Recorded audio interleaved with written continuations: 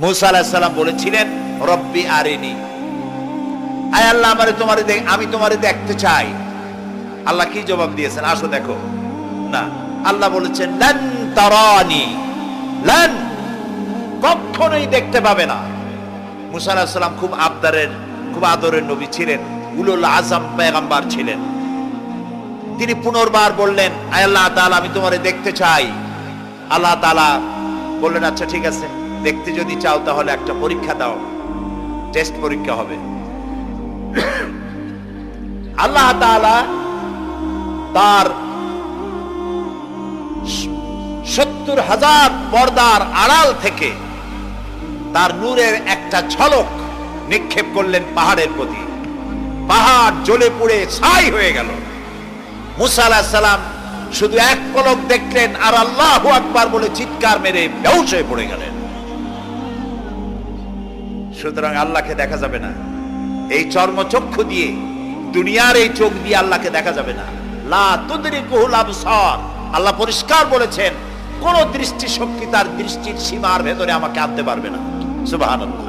তবে জান্নাতের ভেতরে আল্লাহ তাআলা জান্নাতীদেরকে জিজ্ঞেস করবেন, আমি যত নিয়ামতের কথা তোমাদের বলেছিলাম সেই নিয়ামতগুলি জান্নাতে এসে তোমরা পেয়েছো?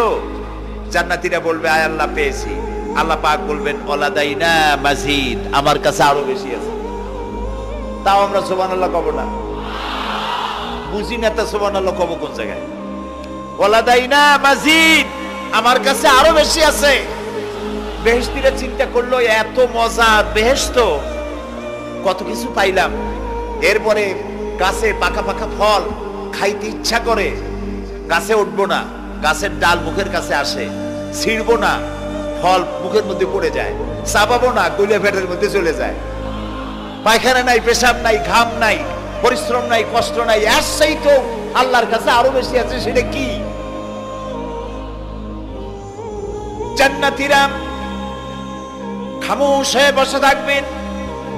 বিশ্বনবী মুহাম্মদ রাসূলুল্লাহ সাল্লাল্লাহু আলাইহি ওয়াসাল্লাম তখন বলবেন হায় আল্লাহ রাব্বুল আলামিন, জান্নাতীরা আমার উম্মতেরা তারা বুঝতে পারে নাই তোমার কাছে যা বেশি আছে সেটা তারা বুঝতে পারে নাই। হায় আল্লাহ তাআলা, জান্নাতীরা সব নিয়ামত পেয়েছে ঠিক, কিন্তু যার জন্য আরামের ঘুমকে হারাম করে গভীর রাত্রে জেগে জেগে তাহাজ্জুদের নামাজ আদায় করে চোখের পানি ফেললো, যার জন্য জিহাদ করলো, যার আইন কায়েমের জন্য শহীদ হলো, যার জন্য মান ইজ্জত শেষ করলো, হিজরত করলো, কষ্ট করলো, রক্ত দিল, জীবন দিল, সেই আল্লাহকে তারা এখনো দেখতে পারে নাই। ওয়ালাদাইনা মাজিদ এর তাফসীরে বলা হয়েছে আল্লাহর কাছে যেটা আসে তিনি দর্শন দিবেন।